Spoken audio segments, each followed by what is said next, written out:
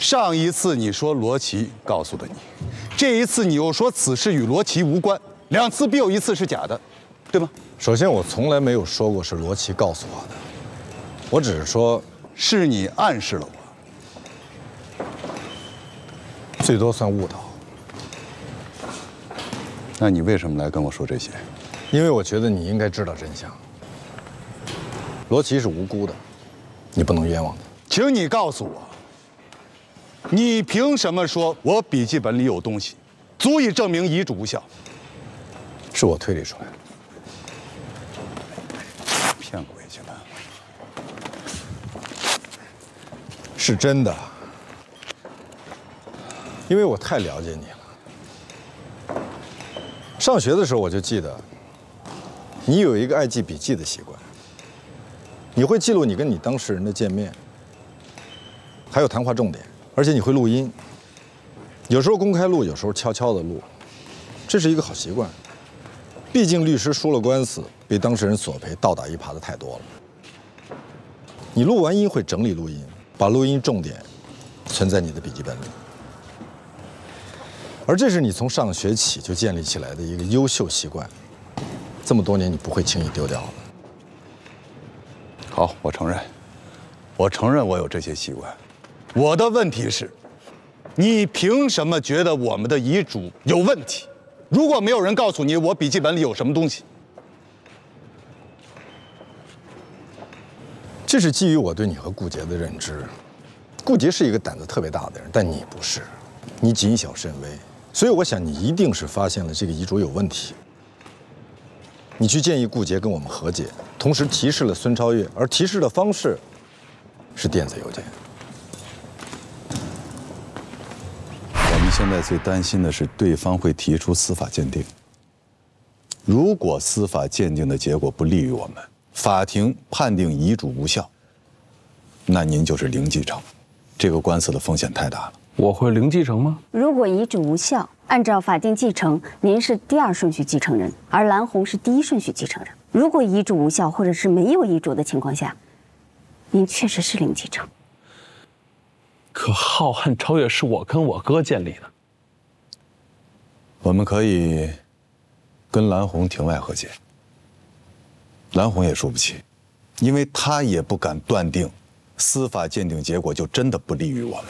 万一法庭判定遗嘱有效，那他就是零继承。我们认为他不敢冒这个风险。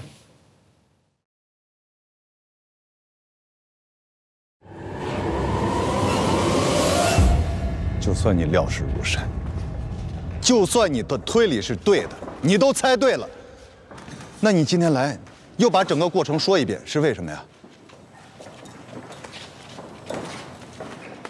罗琦很伤心，我就知道。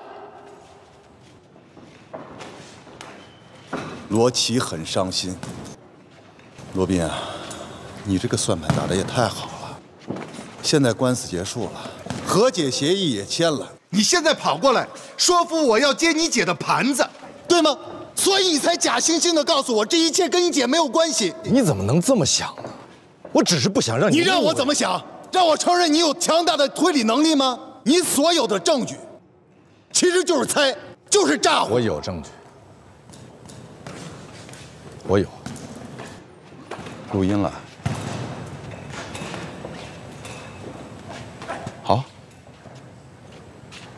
我无所谓。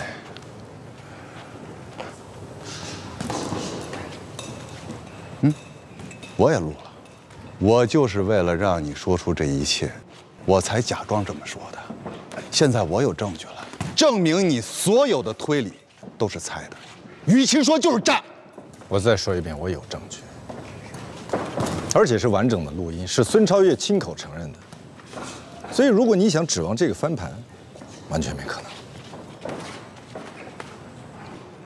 我不信。你永远也搞不清楚该信什么，不该信什么，这就是你的问题。你缺乏判断力。凭什么呀？孙超越凭什么向你承认啊？而且是亲口承认，他跟凭什么？你一样。他觉得我已经有了证据，所以最好的办法就是跟我推心置腹，将心比心。他是一个生意人，他已经测算过风险和收益的比值。这对他而言是最好的方案，不是吗？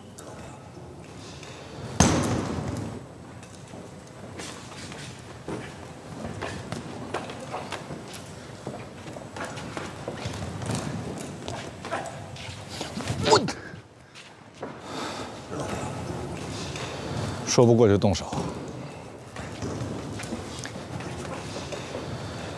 想赌点什么吗？你说，我赢了，向国旗道歉。可以。你要输了呢？你说，向所有人道歉，书面的。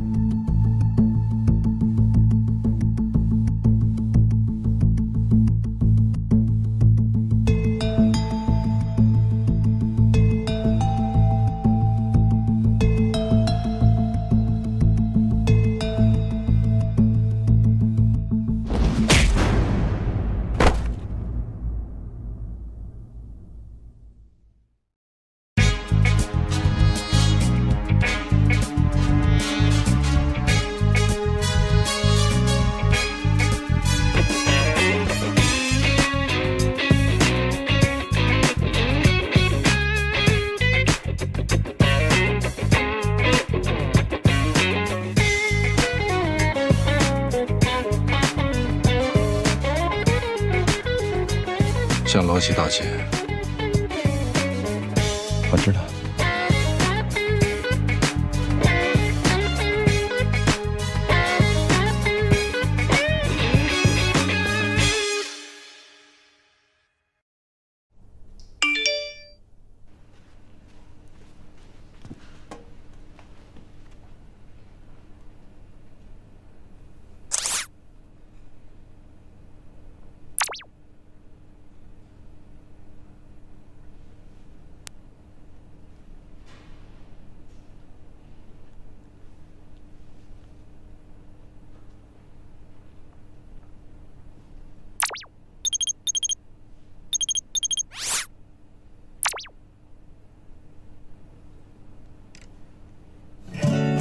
一想到你呀，白天和黑夜都没留意。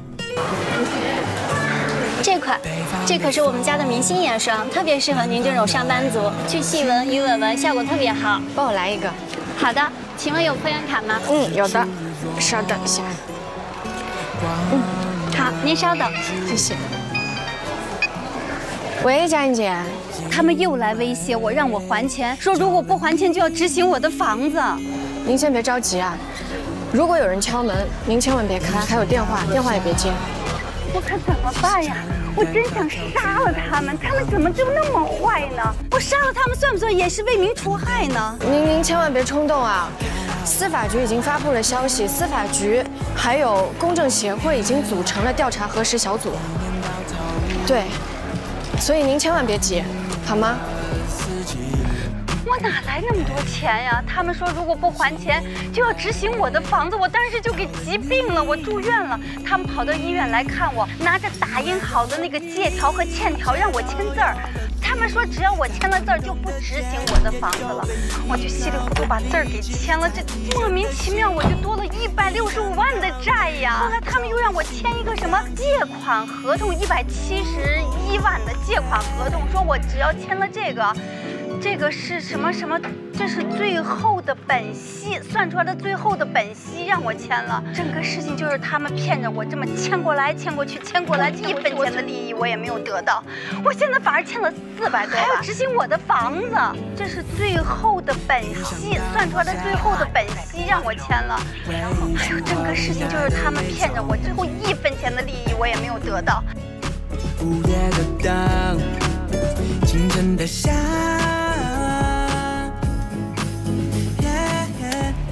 师傅你好，李晨专车为您服务。你好，你好，来，来，爷爷，来，爷爷上车了啊！来，哦，来，慢点，慢点，慢点，哎，慢点，来，坐好了啊，爷爷啊。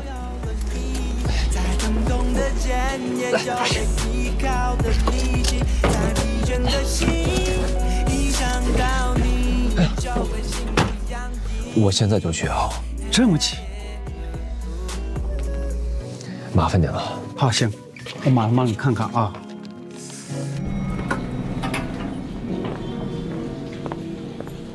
黛西来了吗？他还没来。我不明白，我为什么比我的助理来的还早？因为您的助理下班时间比您晚啊。哎，怎么了？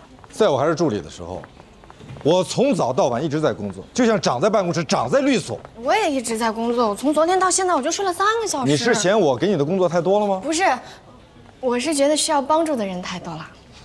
你是不是特别享受这种别人求你帮忙的感觉？我觉得助人为乐是美德。黛西小姐，你是我的助理，我给你发薪水，你应该协助我的工作，而不是一味的帮助别人，好吗？如果你真的很享受这种感觉，你应该去做菩萨。而我们这庙太小了，装不下你。你怎么就不问问我到底为什么迟到？你去拯救地球了吗？什么拯救地球？你到底是要继续跟我争执，还是工作？公子，快递公司丢失了客户一件裘皮大衣，法院最终只判赔45元。你看一下，上诉期限只有3天了。3天，这时间也太紧了吧？就3天。你为什么找我们？可是你为什么总是那么多理由和借口？去不去？去。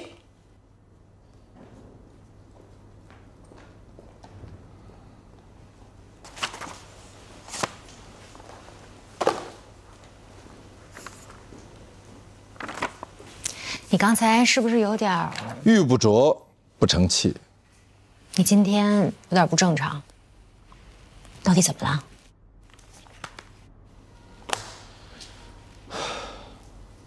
如果你非常坚定地认定，比如说一男一女，他们俩在一起不合适，你会怎么做？那要看我跟他们的关系了。如果我跟他们的关系很远，那我什么都不会说。毕竟我跟他们关系很远，我肯定不太了解他们。那如果很近呢？如果一个是我的姐姐，另外一个是我的同学，我又非常的了解他们，我认定他们两个不合适，那我就会说，我会告诉他们，我觉得他们两个不合适。可如果说了，他们还是要继续，那你准备下一步有什么行动？罗琦是你的姐姐，她是一个成年人，就算她找了一个人，这个人你不认可，或者说基于你的理解，这个人是一个非常不可靠的人，你还是要尊重你姐姐的选择，哪怕她就是选择了一个不靠谱的人。为什么？既然你已经判定了他们的未来，那就像你预判到了一个官司根本就不可能赢是必输一样，为什么还要这么做呢？感情和官司不一样，感情是一场经历，是没有输赢的。爱过、痛过、分手，比起压根儿就没有爱过，或者没有勇气爱过，你觉得哪个叫输，哪个叫赢？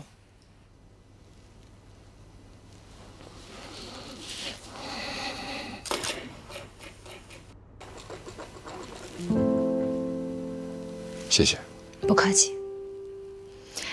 要我去叫你的助理，告诉他你有工作找他做。谢谢。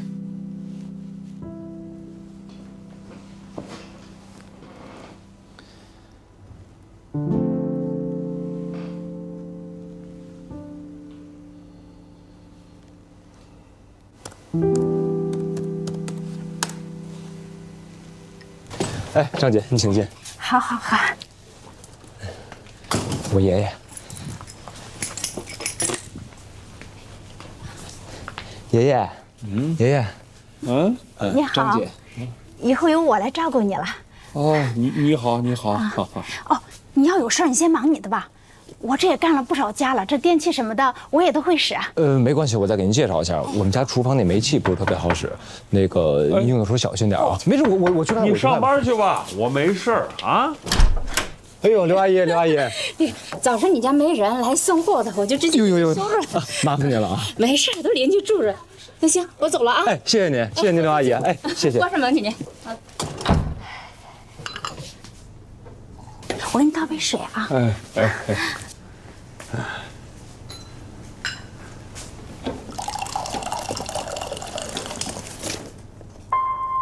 您喝水。好。什么东西啊？谁送的啊？啊，没事儿。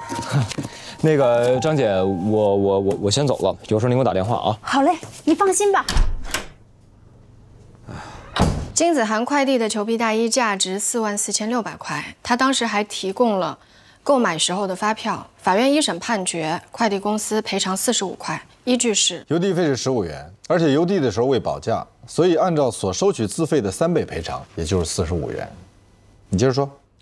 快递小哥在丢失快递之后呢，他就写了一张欠据，他承认自己丢失了裘皮大衣，但是在法院上他又开始翻供，他说他写这张欠据是因为金子涵胁迫他写的，而且他在取件的时候并没有打开包裹，所以不能确定里面到底是不是裘皮大衣。这个案子的重点不在快递小哥，他是职务行为，不管他有没有写欠据，法院都不会判他赔偿客户裘皮大衣，即便就是他丢的也不会，一审就是这么判的。所以你要找到他，了解情况，请他配合。我觉得很难，他肯定怕承认了，到时候人家让他赔。但是现在问题的重点是，他是唯一一个可以证明是裘皮大衣的人，因为是他去取的件。那客户是通过什么方式下的单呢？微信。金子涵下单的时候确实说了是裘皮大衣，当时快递小哥还建议他保价，然而他并没有。那就好，那你就让客户陪你去一趟快递公司。如果能和解最好，如果不能和解，就把证据想办法固定下来。不用客户陪我去，我自己去就可以了。不，一定要让客户陪你去。为什么？因为如果官司万一输了的话，客户会认为你跟快递公司串通。不会，我替他打官司呢，他还怀疑我。客户有的时候并不总是相信代理人，所以相信我，就按我说的做。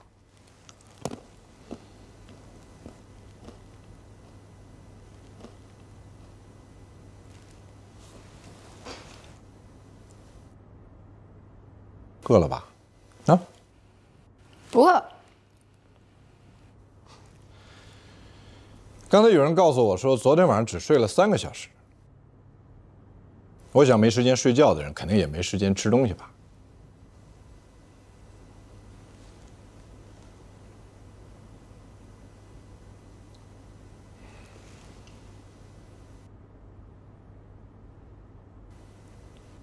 中午想吃什么？您请客吗？当然。那我想吃什么就吃什么喽。当然。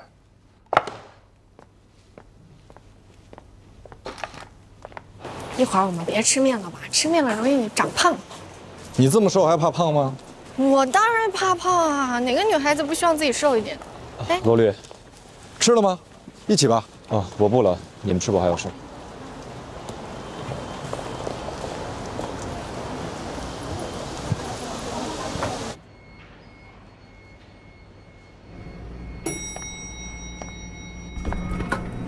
麦飞，哦，主任，对不起，我没看见您。吃饭了吗？没。一起吧。哎。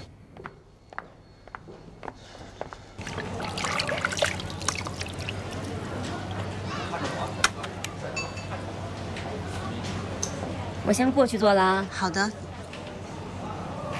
帮我来一碗面。到时候要点这个。这些东西吃起来不是更胖？那又怎么样？我喜欢，2份。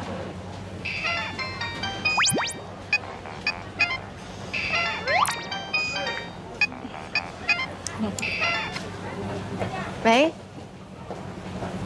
啊？我这儿有点吵，我出来跟你说。你怎么了？你别哭啊，你好好说，怎么了？哎，你爷爷这事儿吧，一时半会儿也解决不了，算是在那儿悬着。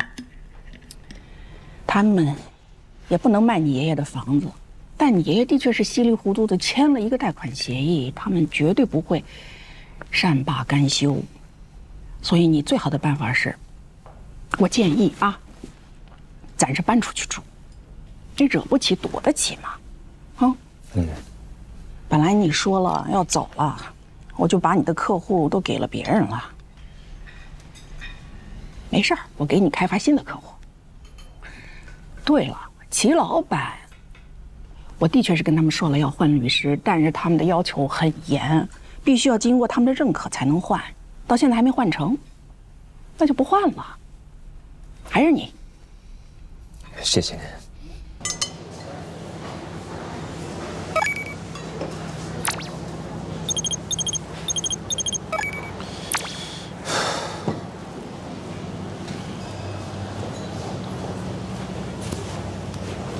对，您说的一点都没错。你慢慢打，我先回了。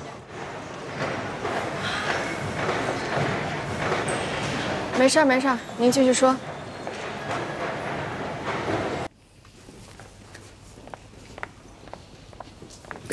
怎么就你一个人回来了？你是说我的助理吗？他又去拯救地球去了。他就是太不会拒绝别人。你可以教会他，也可以让生活教会他。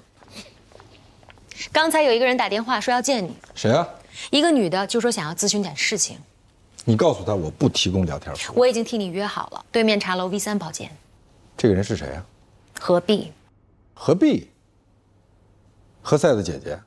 他并没有说，但是我听出他是何必，我也没有说穿他。既然他不想让我知道的话，他有事儿为什么不找何塞呢？人有的时候就是这样，有事情不想让家人知道，这也很容易理解。可是我跟他并不熟，他为什么要找我呢？可能就是因为你跟他不熟吧，越不熟越好说话，越不熟越没有负担，对吧？对面茶楼 V3。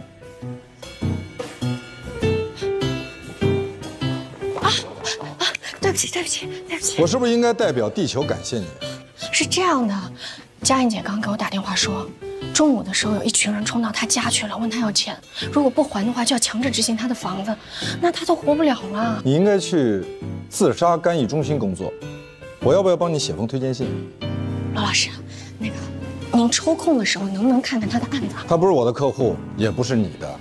那您的意思是，无论他是死是活，都跟您没有关系喽？你这是道德绑架！我警告你，我最恨的就是道德绑架。他一直在哭，是真的精神崩溃了。他还跟我说他想死，但是呢又觉得如果就这么死了太便宜那些骗子了，所以他就告诉我他想杀了他们。你是律师，他需要的是一名心理医生，懂吗？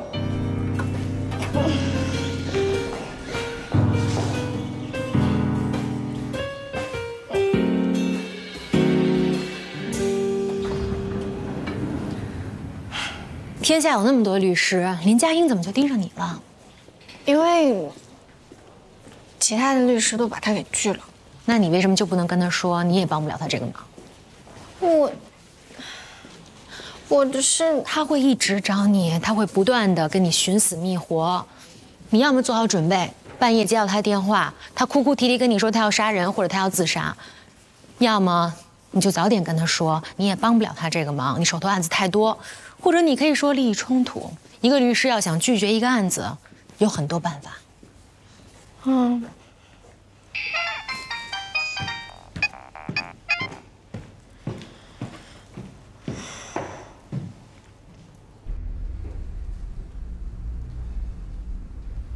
您找我什么事儿？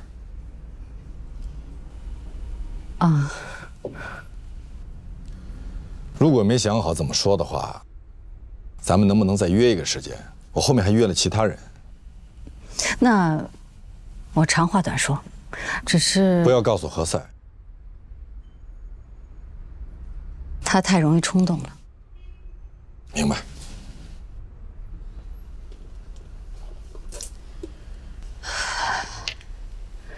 刘英美去世的太突然了，他们律所的小孩让我去他的办公室，把他的东西拿回来。我在柜子里发现了这个，全是借条，一共600多万。你说他借这么多钱干什么？他借这么多钱，我根本就不知道。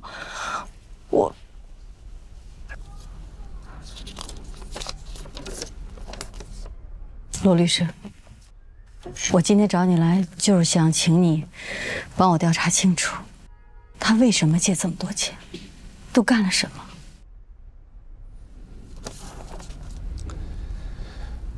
那我得先问您一个问题啊。你问。刘律师去世也有一段时间了，在这个期间，有没有人找过你，让你替你丈夫还钱？没有。那借给你丈夫钱的这些人，您都认识吗？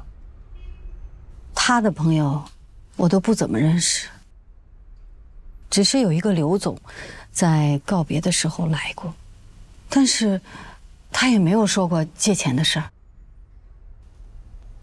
那这样，您就先去找一找这个刘总，先问问他这是怎么回事，好吗？罗律师，我知道我给你添了很大的麻烦，但是我真的是有苦衷的。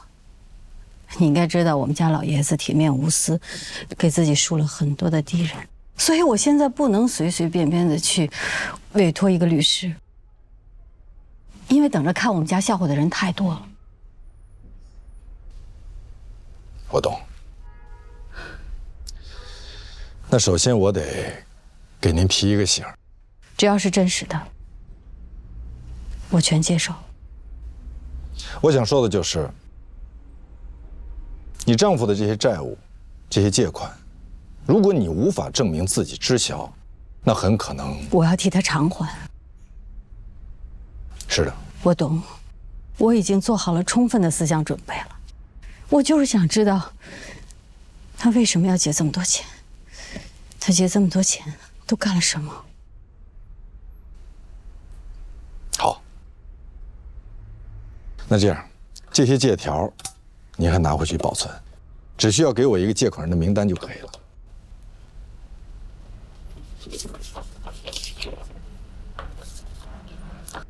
名字、电话、住址、工作单位。你很专业吗？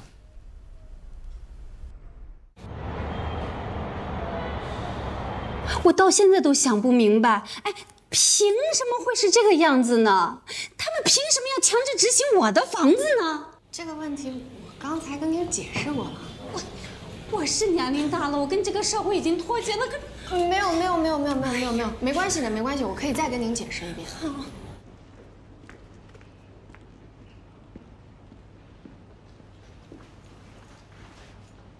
你就不打算帮黛西一下？是他自己惹的。你来就是大半天，车轱辘话来回说，我看他需要去的是医院。这些都是他必须要经历的。这个名单上的人，帮我约一下。每一个吗？每一个。这些都是刘英美的生前好友。你怎么知道？我去参加了她的告别啊，还替你送了花圈和挽联呢。那你怎么知道每一个都是刘英美的生前好友的？这些人每一个都送了挽联，挽联和借条一样都是实名制的，对吧？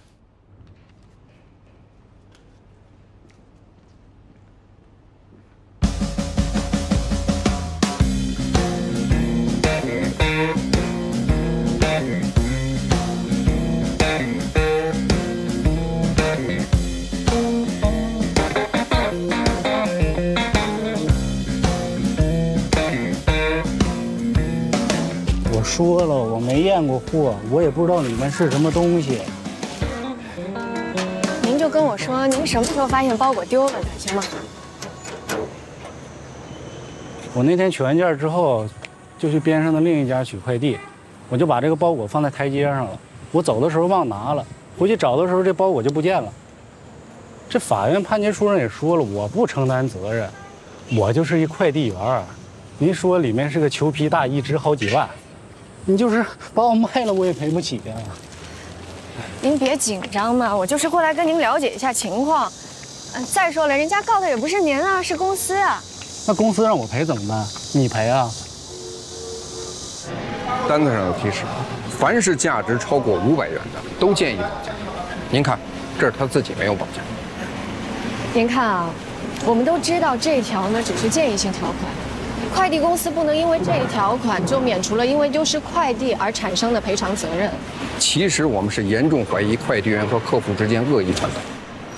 客户要寄个包裹，说是裘皮大衣，快递员上门取货，然后就把东西给整丢了，既没有验货，也没有保价，然后他们说多少钱，我们就得赔多少钱。您觉得这样合理？但是你们的单子上已经写得很清楚了，的确是裘皮大衣，而且客户他也提供了这件大衣的原始发票啊。您就别白费口舌，咱们还是法院见。法院判多少钱，我们就赔您多少钱。不过根据邮政法，这一审我们最多赔付您邮资的3倍。这邮资呢是15元，所以我们最多赔40元。根据咱们律所的新规定啊，重大、疑难、复杂的案件啊，我们要过会讨论一下。那么今天呢，就请黛西来讲述一下快递丢失案。我们呢是原告，一审判决呢大家都看到了，我们已经提出了上诉，但是对方呢没有任何和解的意愿。下面呢，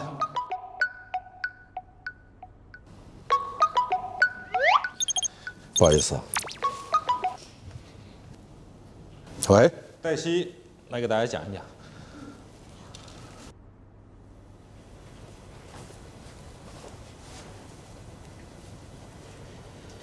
好，我知道了。但是快递公司并不是邮政企业，邮政企业指的是为社会提供邮政服务的公用企业，而快递公司呢，它是暂属于我国邮政管理部门代管的民营企业。我同意黛西说的，快递公司的邮件属于快件，所以这个案子的赔偿依据应适用于民事法律规定。不好意思，这是一个客户的电话。处理接。好。以后咱们定一个规矩啊，别总是开会的时候这个手机此起彼伏的响，好不好？对不起，医院刚打来电话，林佳颖割腕了。你们继续。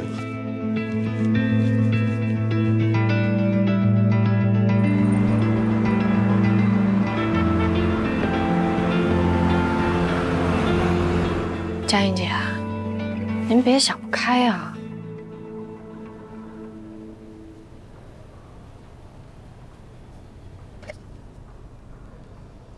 这是我的名片，以后如果再有人找你麻烦，你就跟他们说，请跟我的律师去谈。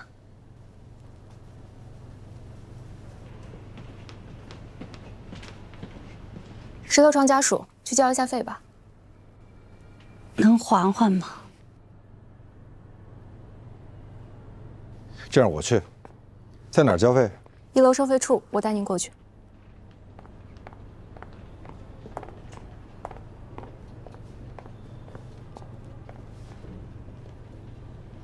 佳颖姐，怎么样啊？还疼吗？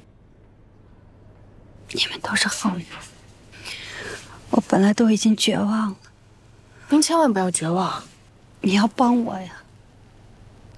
我知道之前是我对不起你们，我也很内疚的。这次我可以写个字据，只要能帮我把房子保住，我一定会想办法把所有的律师费都给你们，包括上一次的。我们一定会尽力的，您放心。别再干傻事儿了啊！他没有子女吗？医院为什么联系你不联系他的孩子呢？他的孩子都在国外呢，正往这儿飞。佳颖姐让我跟您说，等他回头有钱了，就把您垫的住院费什么的还给你。没关系，他还不上的话，我从你工资里扣。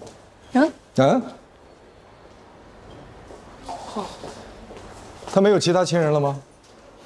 他跟前夫闹离婚的时候都闹成仇人了，不过他有一个哥哥，可是也不怎么联系了。所以这种人啊，特别容易被当成猪，还是大肥猪。什么意思啊？诈骗算犯罪，但是骗感情就很难说了。那如果通过欺骗感情而实施钱财诈骗呢？关键是你怎么证明这样一段感情算欺骗，或者是一段正常的寿终正寝呢？比如说，穷书生进京赶考，遇到后花园赠金小姐，后来呢，这个男人中了状元却不认小姐了，这个男人犯罪了吗？那他最起码也应该把钱还给小姐吧？那如果这个男人既没有中状元，也不爱小姐了，怎么办呢？那就只能认了呗，就当做是投资失败了。所以，坏人学了法律，或者说经过专业人士的指导，就可以设计出一套完美规避犯罪的赠金剧本。只要按照剧本演，就很难定他们的罪。所以您的意思是，他们把自己装成了穷书生，各种各样、各种类型的穷书生奔赴在各种中状元的路上，然后专门邂逅那些特别缺爱的后花园小姐。把缺爱的后花园小姐当作猪，把建立感情关系叫养猪，有专门的养猪指南，还有专业的猪饲料。专业的猪饲料？对啊，怎么认识，怎么搭讪，怎么聊天，什么时候表白，怎么表白，这就叫猪饲料。然后把你喂肥了，杀猪，杀你个片甲不留，倾家荡产。对。我就觉得佳音姐她遇到这事儿吧，特别的套路。你说，她怎么就莫名其妙遇到一个阿星？怎么就莫名其妙在阿星的鼓舞之下就签了一个什么担保协议？行了，我知道你想说什么。先让你那个佳音姐把委托代理合同签了，具体的细节以后再告诉我吧。那个代理费呢？走法律援助吧。谢谢您。是我谢谢您。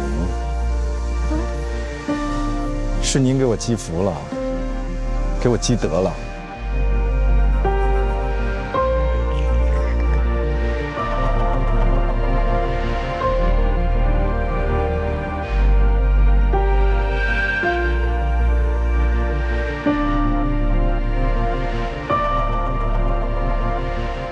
你告诉我，你为什么要接林家映？让法律的羽翼温暖每一颗渴望正义的心。是您一直跟我说，律师应该多做公益，要多帮助弱势群体吗？律师是职业，法律咨询只是工作，是工作就要有报酬，成就感绝大部分来自于一个人收入了多少。这话也是你说的吧？是我说的。可是我现在觉悟提高了呀。为什么你的觉悟突然就高了呢？因为您领导有方，诲人不倦啊！别给我嬉皮笑脸的，我发自肺腑。我没在给你开玩笑，我也是认真的。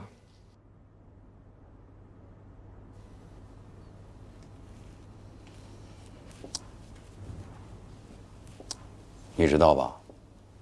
现在有些黑恶势力也有律师。律师如果参与到黑恶势力里面，那么他们就应该被剔除出律师队伍。那你再告诉我，劣币驱逐良币是怎么回事？奸钱日繁，挣钱日亡。奸钱驱逐正钱是非常残酷的，所以才需要有人挺身而出。挺身而出的成本有多高？你计算过吗？我不知道怎么计算正义的成本。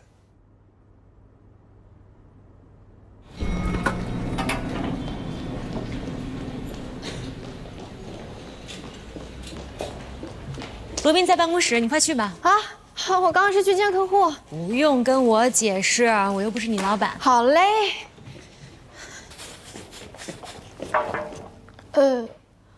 要不我一会儿再来。别，你们聊吧。我还是那句话，我保留我的意见，暂不上会。谢谢。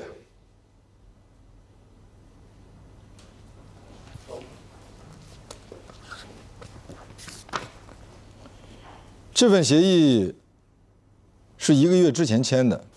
那么林家映是什么时间认识耿星虎，又是怎么认识龙斌的呢？也是在1个月前。